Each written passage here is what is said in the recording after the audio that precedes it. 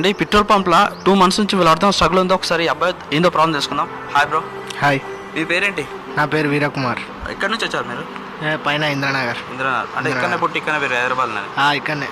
ఎట్లా నచ్చింది 2 months నీకు? ఎట్లా నచ్చింది? చాలా చాలా కష్టంగా ఉంది, కానీ ఏంటంటే వర్క్ చేయాల్సింది. మనం వర్క్ పొజిషన్ కదా, వర్క్ చేయాల్సింది. 2 months శాలరీస్ రావడం కానీ అంటే పబ్లిక్ వచ్చి పెట్రోల్ వేయాలని సతాయించడం కానీ అలాంటి ఏమైనా జరిగిందా?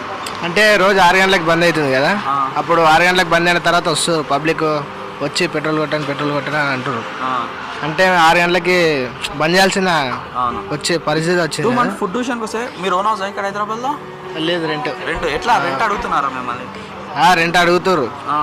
కేసీఆర్ అయినా కూడా 3 months కట్టొద్దని చెప్పిండు కదా, అయినా వీళ్ళు రెంట్ అడుగుతూనే ఉన్నారు ఓనర్స్.